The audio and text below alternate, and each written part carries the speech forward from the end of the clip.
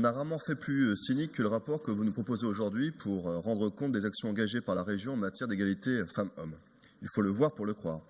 Vous vous targuez notamment de ce texte de vous appuyer sur le réseau des CIDFF pour contribuer au retour à l'emploi des femmes les plus éloignées de l'emploi. Faut-il pourtant vous rappeler que la décision de la région de baisser de 90% sa subvention au CIDFF de l'Isère a conduit à sa mise en liquidation judiciaire alors qu'elle était l'antenne départementale qui recevait le plus de bénéficiaires.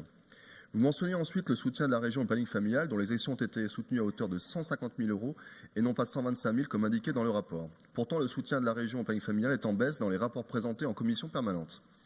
Il est un peu facile de reculer lorsqu'il s'agit de financer des structures, mais de les mettre en avant lorsqu'il s'agit de justifier des actions de la région en matière d'égalité femmes-hommes. Car heureusement qu'elles sont là, ces structures, parce que ce rapport est par ailleurs bien maigre. Sur la partie du rapport concernant les politiques régionales, vous valorisez les actions que vous menez sans que l'on comprenne bien le lien avec la volonté d'améliorer l'égalité femmes-hommes. Qu'est-ce que vous comptez faire, par exemple, dans le cadre du campus numérique pour assurer le recrutement de femmes au sein de formations qui s'y installeront? Qu'est-ce que la sécurisation des lycées a à voir avec la promotion de l'égalité femmes-hommes? Vous dites avoir augmenté le nombre d'apprentis dans la région, bien, mais quelles actions concrètes avez-vous mis en place pour promouvoir ces filières de formation auprès des jeunes filles? En matière de politique sportive, vous évoquez une attention particulière au sport féminin. Comment cela s'est-il traduit concrètement? Bref, on ne sent pas, à la lecture de ce rapport, une volonté chevronnée de lutter contre les inégalités entre les hommes et les femmes.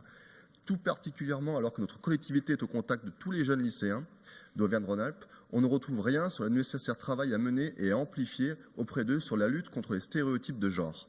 Dans une période où l'hypersexualisation des représentations empêche les jeunes de se construire des relations saines, basées sur l'égalité des sexes, notre collectivité doit prendre sa part dans la déconstruction de ces images parfois violentes qui influent chez tous les jeunes. Je vous remercie. Merci, monsieur.